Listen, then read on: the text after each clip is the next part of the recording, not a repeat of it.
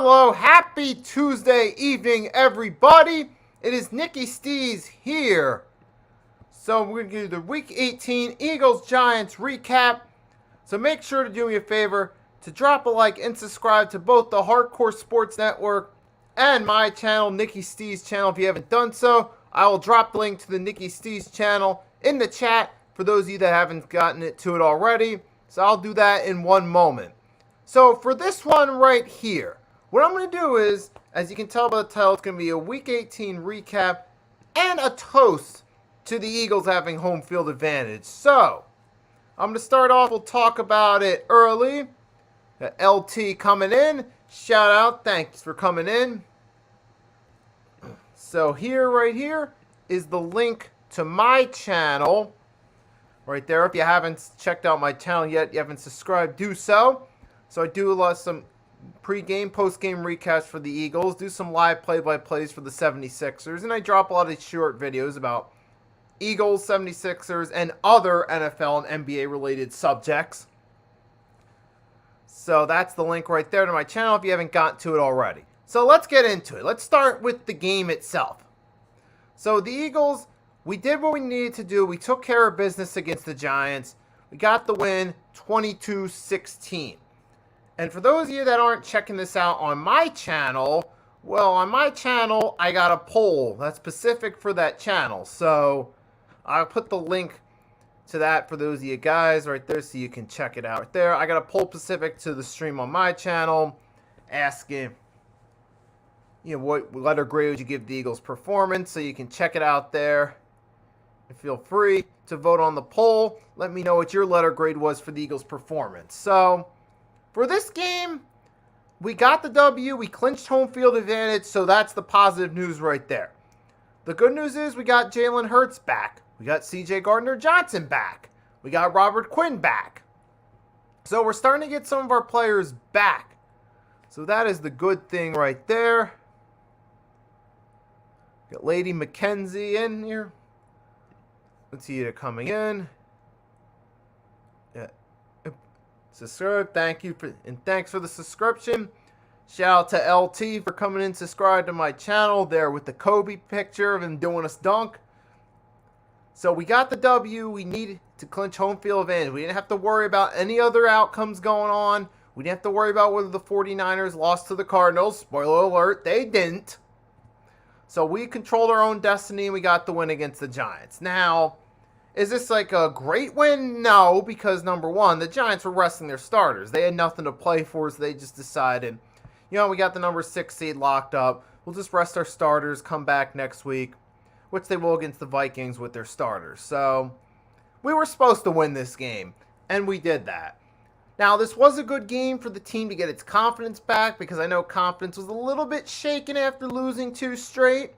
So you wanted to come in here, have a good game for Jalen Hurts' return, to have him get back into rhythm, kind of give him, like, you could say, a warm-up game against, the backups and the practice squad guys for the Giants. So, and he did have a solid game as return, and we could see that throughout the offense. Like, through this game, you could clearly see with Jalen Hurts, he was doing a much better job getting rid of the ball. He was doing a much better job getting away from pressure than Gardner Minshew could. Now, obviously, Lane Johnson not being in at right tackle, that certainly plays a role in these games, because without Lane Johnson there, you give up pressure on the right side. But at least with Jalen Hurts, you got a quick mobile quarterback. He can move, so he can get away from that blitz. And he can at least, it's manageable not having Lane Johnson there with at least a mobile quarterback, because at least he can move, get away. Whereas with a guy, a pocket passer, or as EC1 called him last night when I appeared on his stream, a statue quarterback, in Gardner Minshew, he can't really move like that and get away from the blitz. And that's one of the things that's now more favorable to NFL quarterbacks have mobile, but that's another subject. But the point is, we clearly could see he could move and make plays better. He's better at reading his options than Gardner Minshew for sure. And we had a spark in the offense we haven't seen in quite a few weeks.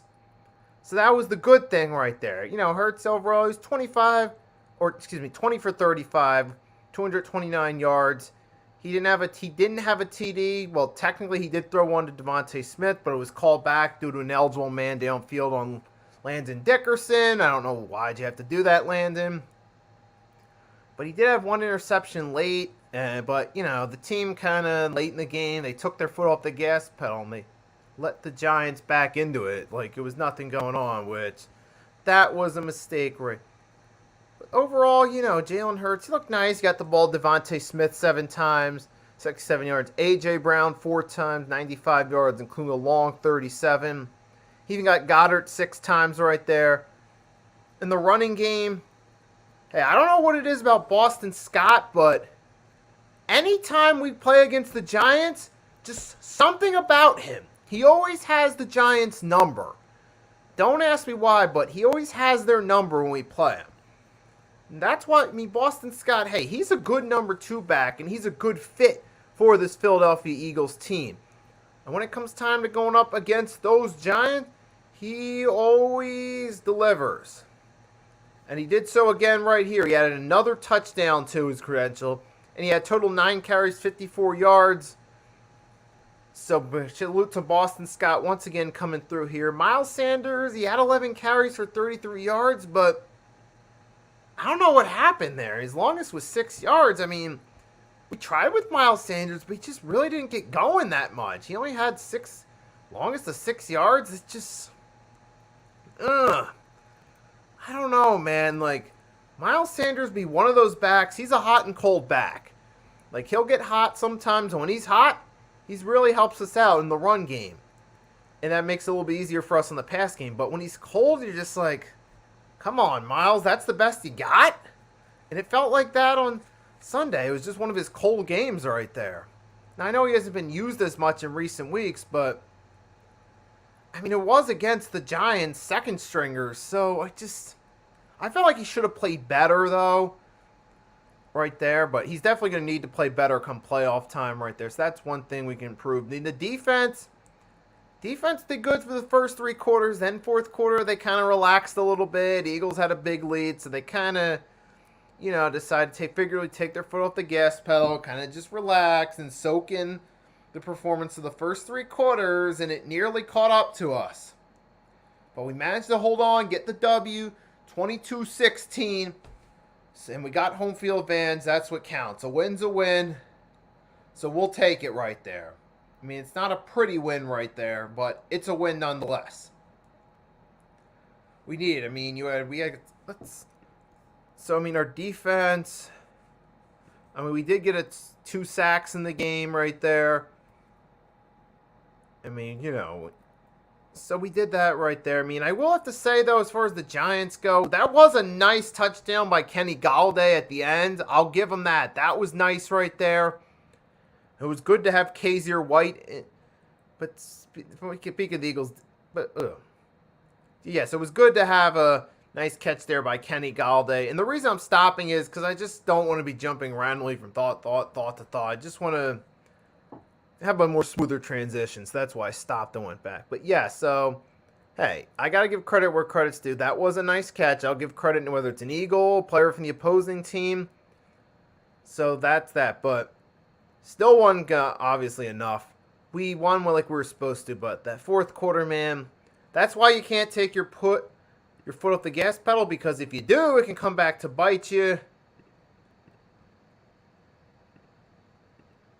So right now, though, so I see the poll right there on my channel. We got 2 votes on the poll for overall letter grade for the team. So if you're coming in to my channel and you see a poll, you can vote on it. Simple. The question is, what would you give the Eagles letter grade for the performance? A, B, C, or lower. You guys can simply vote on that.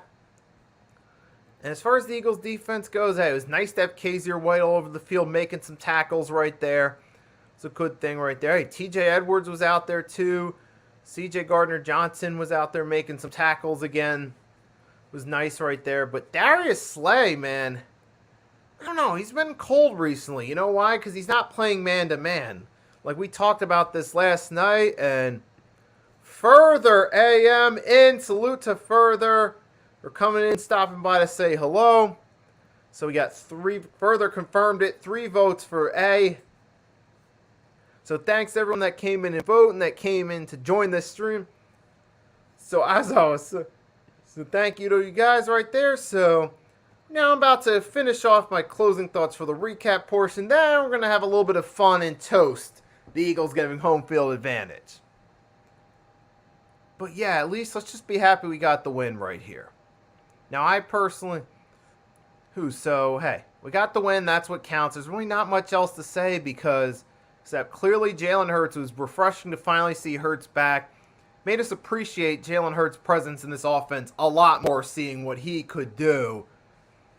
Because, oh yeah, and thank you further. Thanks for the love and support, and thank you to everyone who's been showing me love and support on this channel, especially in recent months as it's been growing. You guys are awesome. You're the guys that keep me doing this thing. You're the reason I keep coming back here. You're the reason I enjoy doing this. So thank you all for coming in, checking them out, dropping likes, subscribing, coming through my live streams to say hello, etc. So shout out to you guys because you're the reason I keep doing this. And I cannot stop saying thank you for doing so. So yeah, overall, man, hey. So I kind of it's not much else to say about the game. Said, hey, we got the W, we'll take it. Now, let's give the team a week to rest. Right there. Give everyone a week to rest. Maybe we get Lane Johnson back in time for the divisional round. With Hurts, okay, we got him in there. He helped us get that win we needed. It helped the fans appreciate him more. Getting to see what it was like without him versus with him in the lineup. So that gives us more appreciation as a fan base for him. And it helped get the rust off him from the 2 weeks he missed. Getting to go out there and toy with the Giants second stringers a little bit. So that was cool right there. But now we get that week to rest. Get everyone ready. Give everyone some time to get some ice on them. To heal up a little bit. But make sure you guys also stay in some football shape during your time away from the field too. Obviously, you're going to have some of those guys probably by the TV for the NFC game so they can scout. So they can see who's going to be the lowest seed that wins. So they have an idea who they're playing. Which I'm in all favor of that. If I were a player, I'd be doing the same thing too. So, you guys are right there. Definitely want to sit there. Do that. And let's come back fresh for the divisional round. Alright, give everyone that time to rest.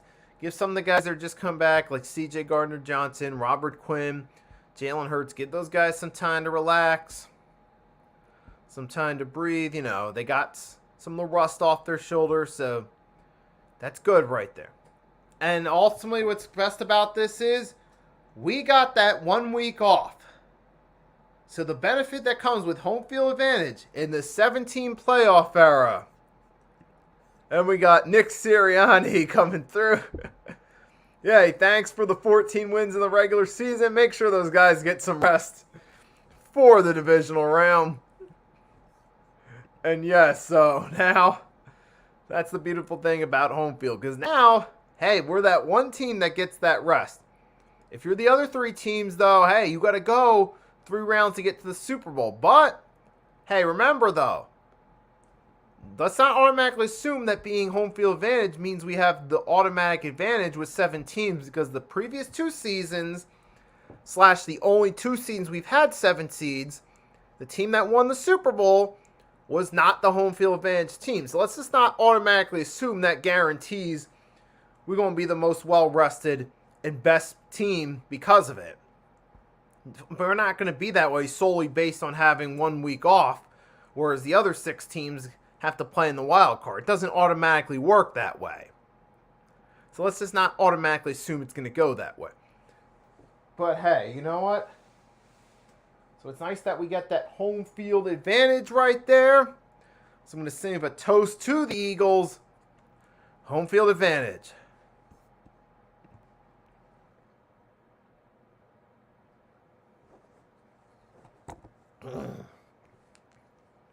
Okay, so in case you wonder when I'm drinking, it's club soda mixed with lemons in there.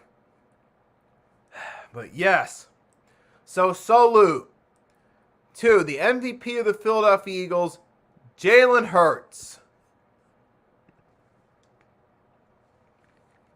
Salute to the best offensive line in the NFL. Salute to the best 1-2 receiver duo. 2,000-yard receivers. A.J. Brown, Devontae Smith. Salute to the steal of the offseason on draft night, bringing in A.J. Brown.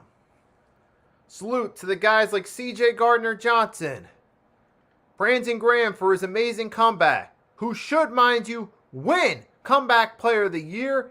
And now that I think about it, I'm going to drop a short video on my channel, possibly right after I finish this stream, saying that Brandon Graham should be Comeback Player of the Year. So be on the lookout for that. Salute to the, Kaiser Whites, the TJ Edwards, the guys like the CJ Gardner-Johnsons, Darius Slays, James Bradbury's, for their work during the season to getting us in this position.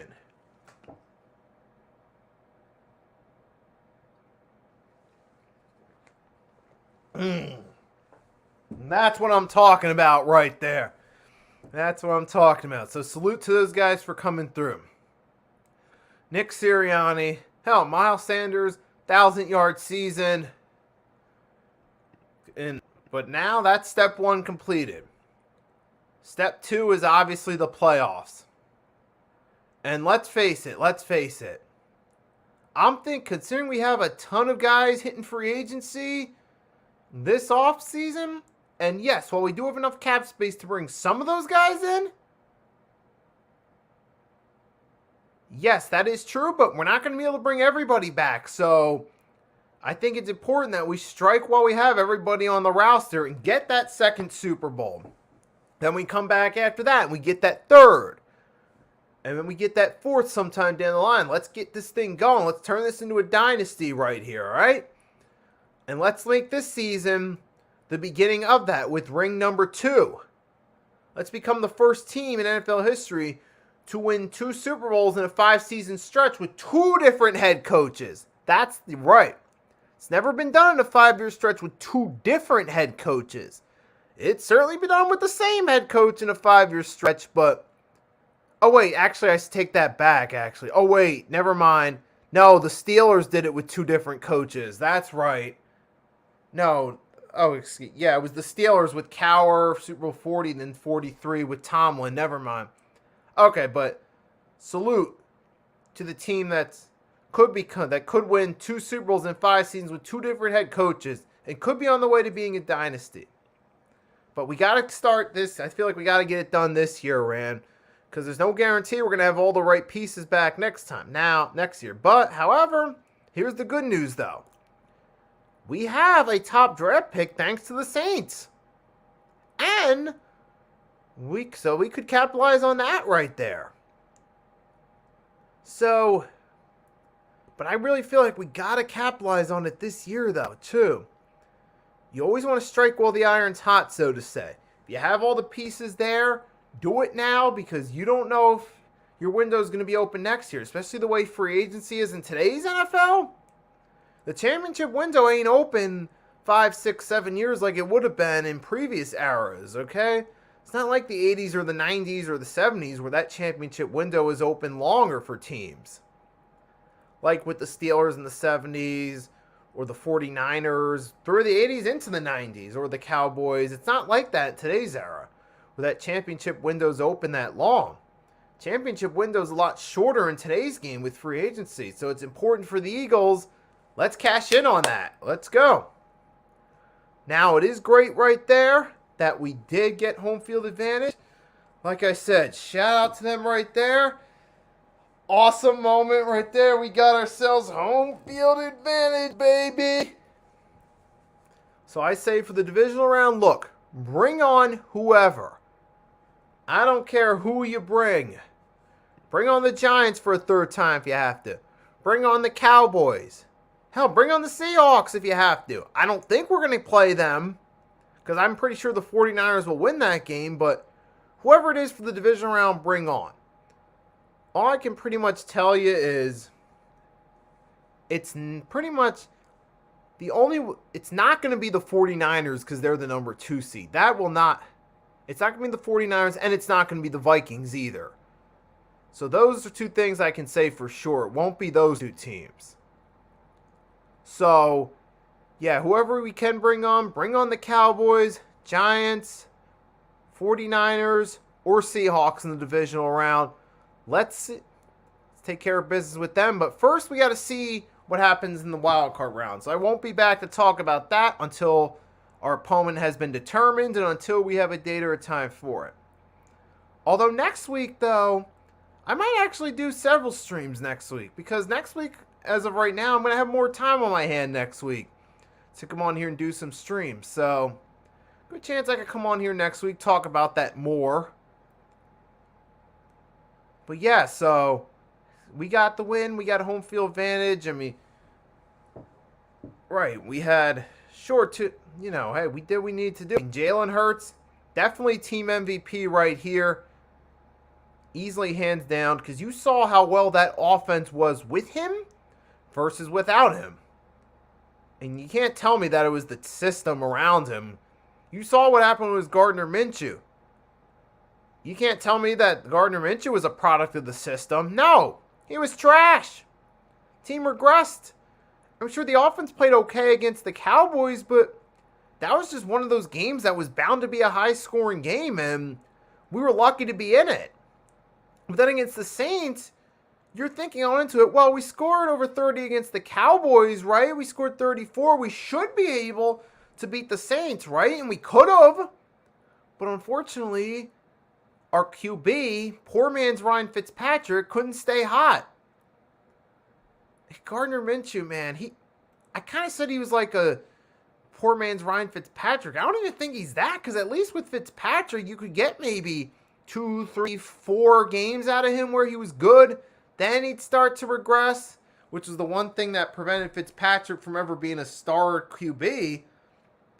But Jesus, even Ryan Fitzpatrick was, during his streaky ways, was better than Minshew. But that's that right there. So, but as long as we have Hurts in the lineup, we don't have to worry about this right there.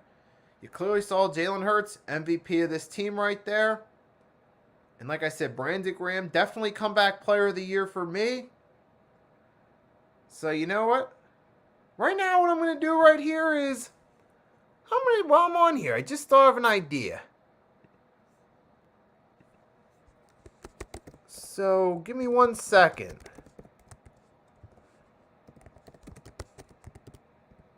And I'm going to clip this into a video. And so just give me a couple seconds.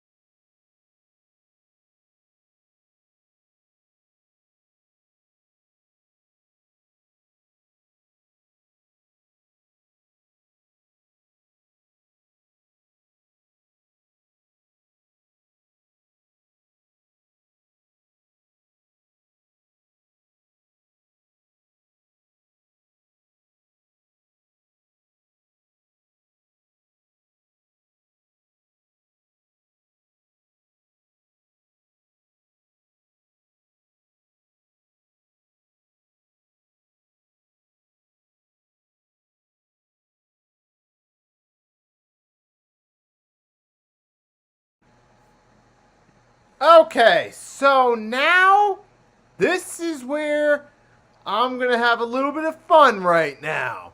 And this part will be clipped into a separate video. So I'm going to name Goodbye Philadelphia Eagles 2022 regular season awards. So I'm going to start off and go, so here it is. So we're going to start off the MVP for the 2022 regular season for the Philadelphia Eagles is Jalen Hurts. Obvious choice right there, speaks for itself. Now, the most improved Eagles player for 2022 is Miles Sanders. He took that next step, got over 1K for the season, so he gets his props there. Now, next award for Comeback Player of the Year is Brandon Graham. And award for Best New Acquisition for the Eagles, A.J. Brown. And it was a tough one. It was between him and another guy on here who was acquired close to the regular season, but I thought between the two and I decided to go A.J. Brown. But you guys can all comment, let me know who you have for these awards, who you agree and disagree with for them. And now, Offensive Player of the Year for the Eagles. You probably already know, Jalen Hurts again. And then, last but not least, Defensive Player of the Year is C.J. Gardner-Johnson. Well, actually, wait, there's one more I got in mind. The off-season, actually it's going to be the off-season MVP. So the off-season MVP for the Philadelphia Eagles in 2022 was Howie Roseman. For all the moves he pulled off to help build this team together, obviously he's the MVP for the off-season. So I'm going to end it on that final note right there. So I'm going to put it up on the screen right there. So I'm going to create a separate banner right there. Actually, never mind. Actually, you know what? You guys can scroll through. Alright, you know what? But yeah. Okay, so that's it right there. So those are my awards for the Philadelphia Eagles for the 2022 regular season. I'll end on that note. I want to say to everyone that came through, thank you for coming through. This is fun to do right here. I even got a new sub out of it. So shout out again. So shout out again to LT for subscribing to the channel. And this was also right here. So we'll have to wait and see who the Eagles will play in the divisional round, pending the outcome of the wild card games. And I'll be back to talk about that next week. So yeah, thank you everyone that came in. It was fun to do. And for those of you interested in the NBA, I'll be doing the play-by-play for the 76ers alongside Mitch Kofsky, head of the Hardcore Sports Network. At 7, I'm going to start it. He'll join me a few minutes late. So I'll be back for that later. But I'm going to finish on one last note before I say goodbye.